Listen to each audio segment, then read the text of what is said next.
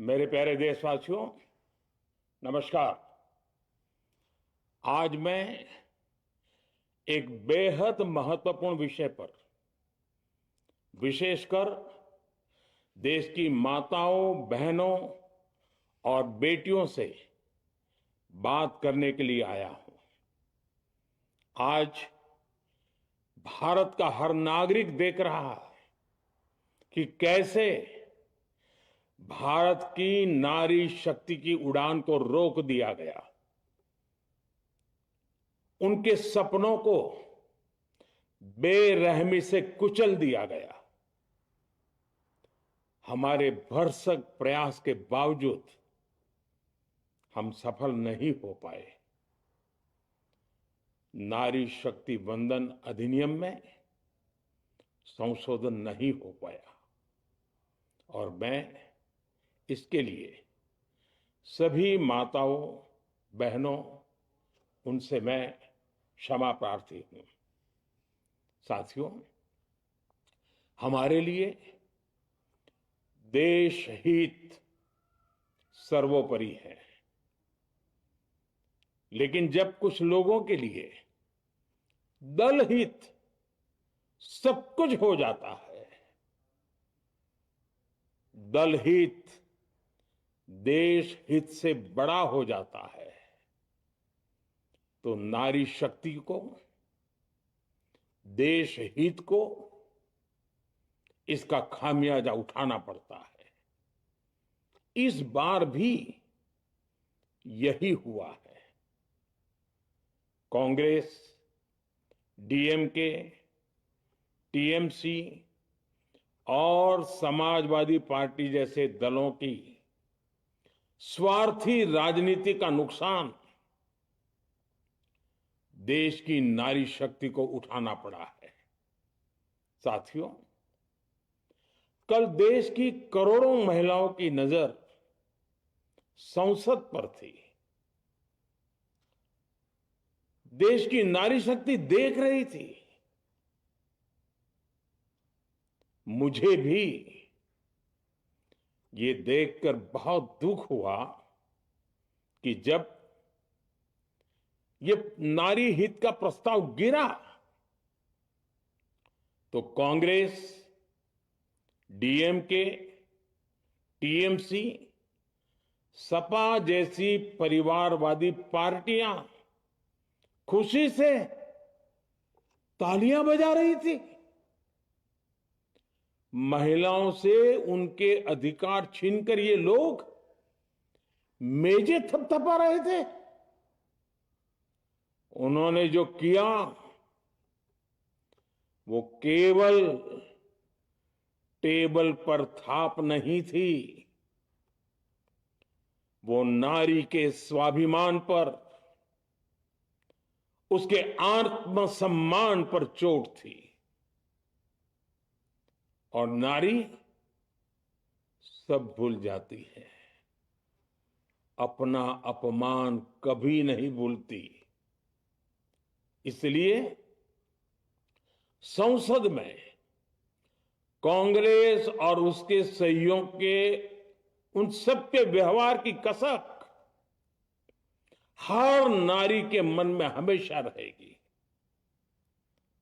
देश की नारी जब भी अपने क्षेत्र में इन नेताओं को देखेगी तो वो याद करेगी कि इन्हीं लोगों ने संसद में महिला आरक्षण को रोकने का जश्न मनाया था, खुशियां मनाई थी। कल संसद में नारी शक्ति वंदन संशोधन का जिन भी दलों ने विरोध किया है, उनसे मैं दो टूक कहूंगा। ये लोग नारी शक्ति को फॉर ग्रांटेड ले रहे हैं। वो ये भूल रहे हैं कि 21वीं सदी की नारी देश की हर घटना पर नजर रख रही है। वो उनकी मंशा भांप रही है और सच्चाई भी भली भांति जान चुकी है।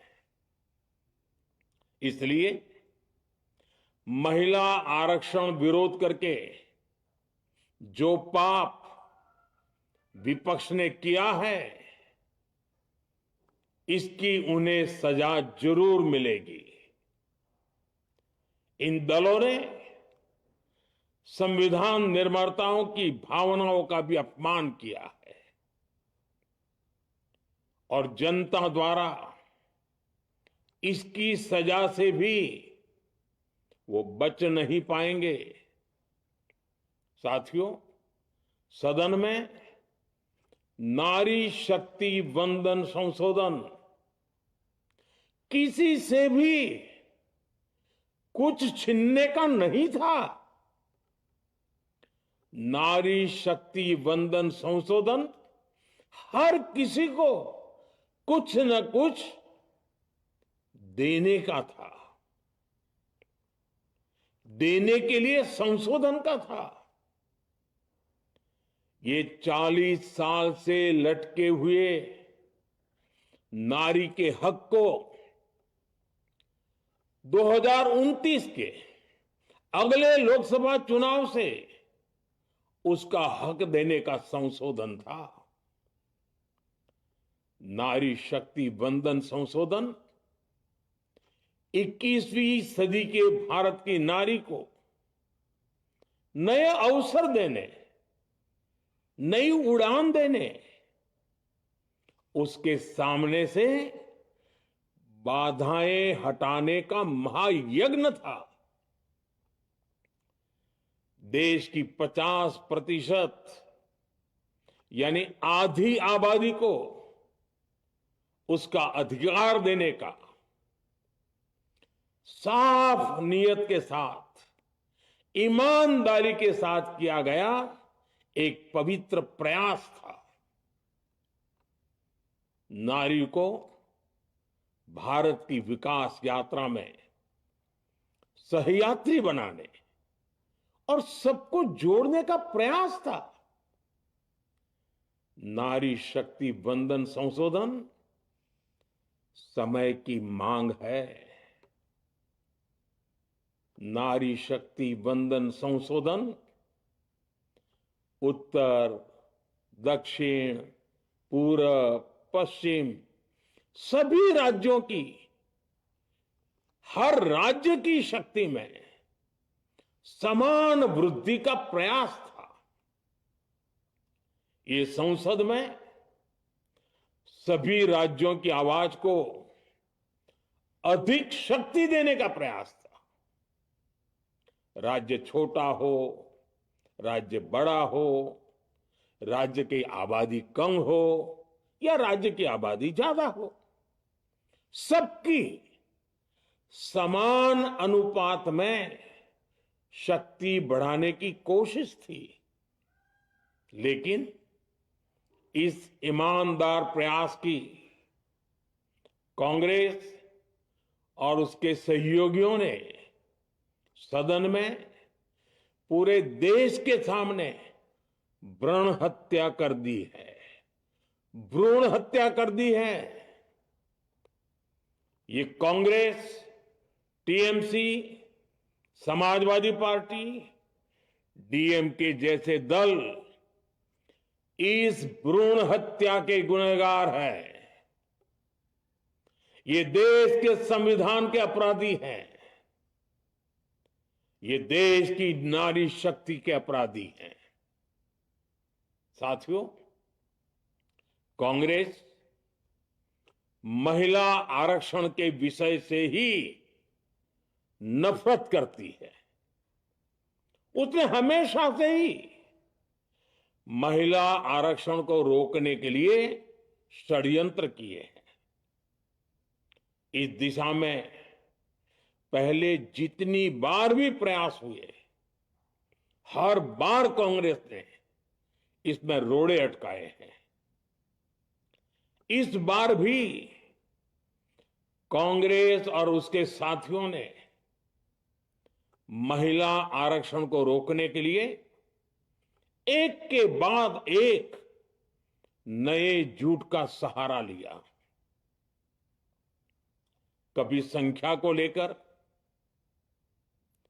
कभी किसी और तरीके से कांग्रेस और उसके साथियों ने देश को गुमराह करने की कोशिश की। ऐसा करके इन दलों ने भारत की नारी शक्ति के सामने अपना असली चेहरा सामने ला दिया है, अपना मुखौटा उतार दिया है। साथियों, मुझे व्यक्तिगत तौर पर आशा थी कि कांग्रेस अपनी दशकों पुरानी गलती सुधारेगी। कांग्रेस अपने पापों का प्रायश्चित करेगी। लेकिन कांग्रेस ने इतिहास रचने का, महिलाओं के पक्ष में खड़े होने का अवसर खो दिया। कांग्रेस खुद देश के अधिकांश हिस्सों में अपना वजूद खो चुकी है। कांग्रेस परजीवी की तरह क्षेत्रीय दलों की पीठ पर सवार होकर खुद को जिंदा रखे हुए है। लेकिन कांग्रेस ये भी नहीं चाहती कि क्षेत्रीय दलों की ताकत बढ़े। इसलिए कांग्रेस ने इस संशोधन का विरोध करवाकर अनेक क्षेत्रीय दलों के भविष्य को अंधकार में धकेलने का राजनीतिक षड्यंत्र किया है।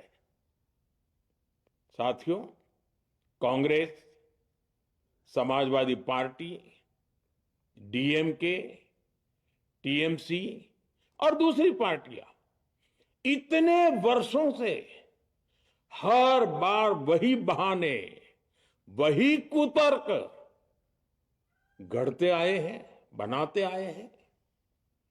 कोई न कोई टेक्निकल पेंच फंसाकर ये महिलाओं के अधिकारों पर डाका डालते रहे हैं।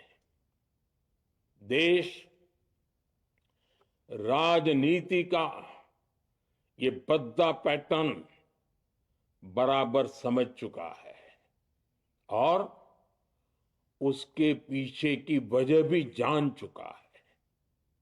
भाइयों बहनों, नारी शक्ति वंदन अधिनियम के विरोध की एक बड़ी वजह है इन परिवारवादी पार्टियों का डर। इन्हें डर है अगर महिलाएं सशक्त हो गई तो इन परिवारवादी पार्टियों का नेतृत्व खतरे में पड़ जाएगा। ये कभी नहीं चाहेंगे कि उनके परिवार के बाहर की महिलाएं आगे बढ़े। आज पंचायतों में, लोकल बॉडीज में जिन हजारों लाखों महिलाओं ने अपनी क्षमता को साबित किया है, जब आगे बढ़कर लोकसभा और विधानसभाओं में आना चाहती हैं, देश की सेवा करना चाहती है, परिवारवादियों के भीतर उनसे असुरक्षा की भावना बैठी हुई है। परिसीमन के बाद महिलाओं के लिए कहीं ज्यादा सीटें होगी, महिलाओं का कद बढ़ेगा। इसलिए इन लोगों ने नारी शक्ति वंदन संशोधन का विरोध किया है। देश की नारी शक्ति कांग्रेस और उसके सहयोगियों को इस पाप के लिए कभी माफ नहीं करेगी। मेरे प्रिय देशवासियों, कांग्रेस और उसके साथी दल डीलिमिटेशन पर लगातार लगातार झूठ बोल रहे हैं। ये इस बहाने विभाजन की आग को सुलगाना चाहते हैं, क्योंकि बांटो और राज करो, कांग्रेस ये पॉलिटिक्स अंग्रेजों से विरासत में सीख कर आई है और कांग्रेस आज भी उसी के सहारे चल रही है। कांग्रेस ने हमेशा देश में दरार पैदा करने वाली भावनाओं को हवा दी है। इसलिए यह झूठ फैलाया गया कि डीलिमिटेशन यानी परिसीमन से कुछ राज्यों को नुकसान होगा, जबकि सरकार ने पहले दिन से स्पष्ट किया है कि न किसी राज्य की भागीदारी का अनुपात बदलेगा, न किसी का रिप्रेजेंटेशन कम होगा, बल्कि सभी राज्यों की सीटें समान अनुपात में ही बढ़ेगी। फिर भी कांग्रेस, डीएमके, टीएमसी और समाजवादी पार्टी जैसे दल इसे मानने को तैयार नहीं हुए। साथियों, ये संशोधन बिल सभी दलों और सभी राज्यों के लिए एक मौका था, एक अवसर था।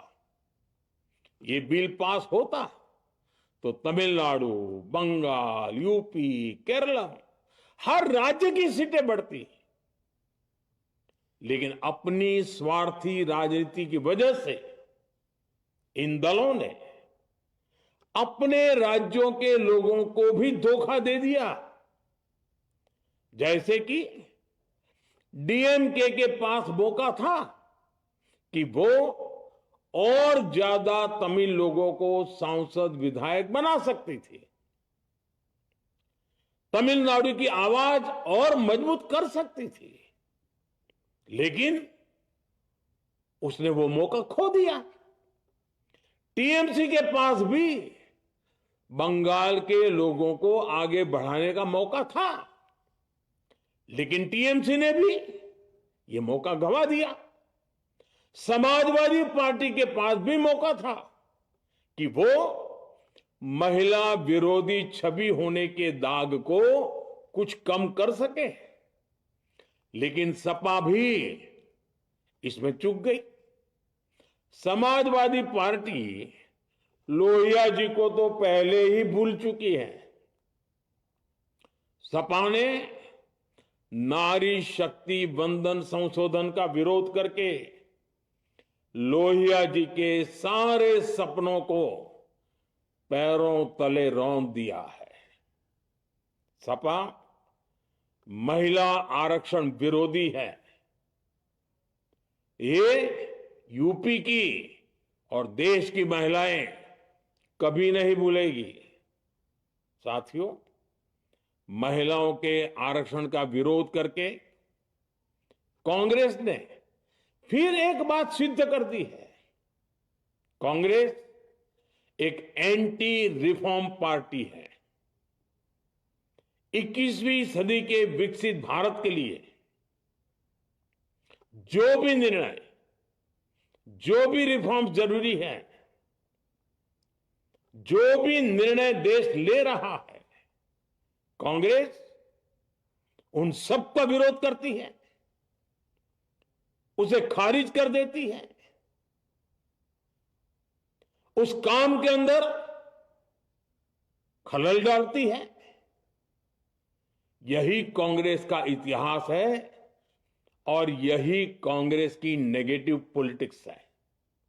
साथियों, ये वही कांग्रेस है जिसने जनधन, आधार, मोबाइल, स्त्री शक्ति का विरोध किया। कांग्रेस ने डिजिटल पेमेंट्स का विरोध किया। कांग्रेस ने जीएसटी का विरोध किया। कांग्रेस ने सामान्य वर्ग के गरीबों को आरक्षण का विरोध किया। कांग्रेस ने ट्रिपल तलाक के विरुद्ध कानून का विरोध किया। कांग्रेस ने आर्टिकल 370 हटाने का विरोध किया। हमारा संविधान, हमारे कोर्ट जिस यूनिफॉर्म सिविल कोड, समान नागरिक आचार संहिता को, यूसीसी को जरूरी बताते हैं, कांग्रेस उसका भी विरोध करती है। रिफॉर्म का नाम सुनते ही कांग्रेस विरोध की तख्ती लेकर दौड़ पड़ती है। ऐसा कोई भी काम जिससे देश मजबूत होता है, कांग्रेस उसमें बाधाएं खड़ी करने के लिए पूरी शक्ति लगा देती है। Congress one nation one election का विरोध करती है। कांग्रेस देश में घुसपैठियों को भगाने का विरोध करती है। कांग्रेस मतदाता सूची के शुद्धिकरण एसआईआर का विरोध करती है। कांग्रेस वक्फ बोर्ड में रिफॉर्म का विरोध करती है। साथियों, कांग्रेस ने शरणार्थियों को सुरक्षा देने वाले सीएए कानून तक का विरोध किया। इस पर झूठ बोलकर, अफवाहें फैलाकर देश में बवंडर खड़ा कर दिया। कांग्रेस माओवादी नक्सली हिंसा को समाप्त करने के देश के प्रयासों में भी रुकावटें डालती है। कांग्रेस का एक ही पैटर्न रहा है, कोई भी रिफॉर्म आए तो झूठ बोलो, भ्रम फैलाओ। इतिहास साक्षी है, कांग्रेस ने हमेशा यही नेगेटिव रास्ता चुना है। साथियों, जो भी कार्य देश के लिए जरूरी फैसला होता है, कांग्रेस इसको कारपेट के नीचे डाल देती है। कांग्रेस के इसी रवैये की वजह से भारत विकास की उस ऊंचाई पर नहीं पहुंच पाया जिसका भारत हकदार है। आजादी के समय उस दौर में हमारे साथ और भी कई देश आजाद हुए थे। ज्यादातर देश हमसे बहुत आगे निकल गए और इसकी वजह थी कि कांग्रेस हर रिफॉर्म को रोक कर बैठी रही। लटकाना, भटकाना, अटकाना, यही कांग्रेस का सिद्धांत रहा है, यही कांग्रेस का वर्क कल्चर रहा है। कांग्रेस ने पड़ोसी देशों के साथ सीमा विवादों को लटकाया। कांग्रेस ने पाकिस्तान के साथ पानी बंटवारे से जुड़े विवादों को लटकाया। कांग्रेस ने ओबीसी आरक्षण के निर्णय को 40 साल तक लटकाए रखा। कांग्रेस ने सैनिकों के लिए वन रैंक वन पेंशन को 40 साल तक रोके रखा। साथियों, कांग्रेस के इस रवैये ने हमेशा देश का बहुत बड़ा नुकसान किया है। कांग्रेस के हर विरोध, हर अनिर्णय, हर छल प्रपंच का खामियाजा देश ने भुगता है, देश की पीढ़ियों ने भुगता है। आज देश के सामने जितनी भी बड़ी चुनौतियां हैं, वो कांग्रेस के इसी रवैये से उपजी हुई है। इसलिए ये लड़ाई सिर्फ एक कानून की नहीं है, ये लड़ाई कांग्रेस की उस एंटी रिफॉर्म मानसिकता के साथ है जिसमें सिर्फ नेगेटिविटी है, नकारात्मकता है। और मुझे इसमें कोई संदेह नहीं है कि देश की सभी बहनें बेटियां कांग्रेस की इस मानसिकता को करारा जवाब दे के रहेगी। साथियों, कुछ लोग देश की महिलाओं के सपने टूटने को सरकार की नाकामी बता रहे हैं, लेकिन ये विषय कामयाबी या नाकामयाबी क्रेडिट का था ही नहीं।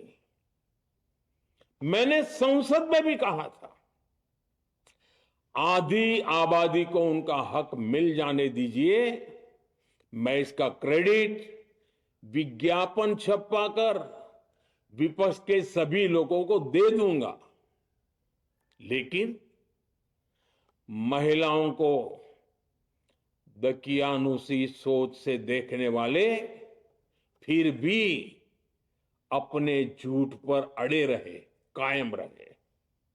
साथियों, नारी शक्ति को भागीदारी दिलाने की लड़ाई दशकों से चल रही है। वर्षों से मैं भी इसके लिए प्रयास करने वालों में से एक हूं। कितनी ही महिलाएं ये विषय मेरे सामने उठाती रही हैं, कितनी ही बहनों ने पत्र के द्वारा मुझे सारी बातें बताई हैं। मेरे देश की माताएं, बहनें, बेटियां, मैं जानता हूं आज आप सब दुखी हैं, मैं भी आपके इस दुख में दुखी हूं। आज भले ही बिल पास कराने के लिए जरूरी 66% वोट हमें नहीं मिला हो, लेकिन मैं जानता हूं देश की 100%, 100% नारी शक्ति का आशीर्वाद हमारे साथ है। मैं देश की हर नारी को विश्वास दिलाता हूं, हम महिला आरक्षण के रास्ते में आने वाले हर रुकावट को खत्म करके रहेंगे, हटा करके रहेंगे। हमारा हौसला भी बुलंद है, हमारी हिम्मत भी अटूट है और हमारा इरादा भी अड़िग है।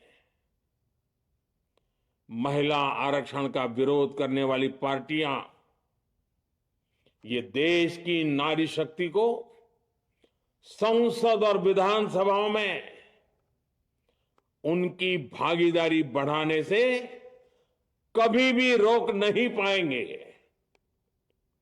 सिर्फ वक्त का इंतजार है। नारी शक्ति के सशक्तिकरण का बीजेपी एनडीए का संकल्प अक्षुण्ण है। कल हमारे पास संख्या बल नहीं था, लेकिन इसका मतलब ये नहीं है कि हम हार गए। हमारा आत्मबल अजेय है। हमारा प्रयास रुकेगा नहीं, हमारा प्रयास थमेगा नहीं। हमारे पास आगे अभी और मौके आएंगे। हमें आधी आबादी के सपनों के लिए, देश के भविष्य के लिए इस संकल्प को पूरा करना ही है। आप सबका बहुत बहुत धन्यवाद।